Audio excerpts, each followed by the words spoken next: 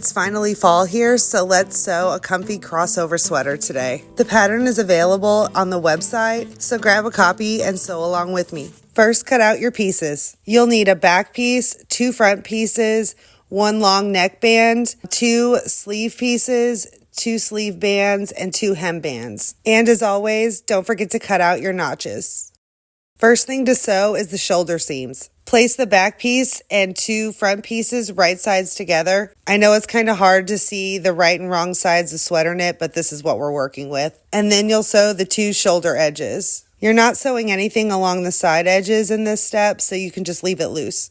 Now we'll press the neckband. Fold the neckband along the long edge, wrong sides together, and then you'll press it to create a crease. And you'll continue that all the way down the length of the neckband.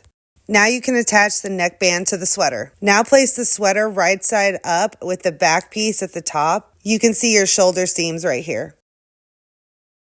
Now place the neckband and the sweater right sides together, starting with the end of the neckband at the corner of the front piece, and continue matching up the notches all around the neckline. The other end of the neckband will end up at the other corner on the front, and then you can sew all the way around the neckline, stretching the neckband slightly as you go. Now we'll baste the front side edges. With the back piece still at the top, you're going to cross over and overlap the 2 front pieces, matching up the seam on the neckband with the 2 notches. And then you'll baste the side edges from the top of the neckband all the way down to the bottom edge on both sides. Now place the back and front pieces right sides together and sew along both side edges. You'll be sewing through 3 layers of fabric from the neckband down. This is what your sweater will look like now. The arm openings and bottoms still have raw edges. Let's work on the sleeves next. Fold the sleeves right sides together and then sew along the long edges. With the sweater still wrong sides out and the sleeves turned right side out, slide the sleeve inside the sweater along the arm opening until the end of the sleeve with the notches is lined up with the arm opening. Match up the seam on the sleeve with the side seam. The center notch on the sleeve will match up with the shoulder seam on the sweater, and then match up the remaining 2 notches on the sleeve with the 2 notches on the arm opening. And then you can sew all the way around the arm opening, attaching the sleeve. Next, we'll attach the sleeve bands. This is what your sweater will look like turned right side out with the sleeve attached. Repeat with the other sleeve, and then we can do the sleeve bands. Fold each sleeve band along the grain line, right sides together, and then you'll sew along the long edge. Start turning your sleeve band right side out, but stop about halfway, making sure to keep the seams lined up. This will create a cuff. Repeat this step with the other sleeve band too.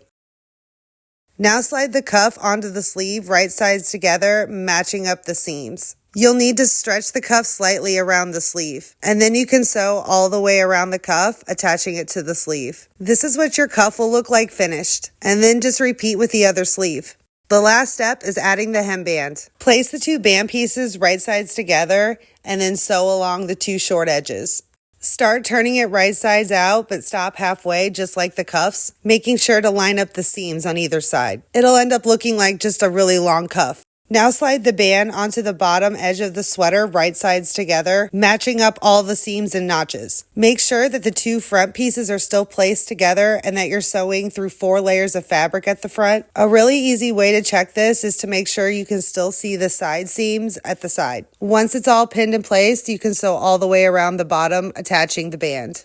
And now you're all finished, and the best part is we didn't have to do any hemming. You can leave the crossover loose to show off a cute undershirt, or you can add a small tack stitch to keep it a little more modest. Either way, this is the perfect cozy addition to your wardrobe for cooler weather.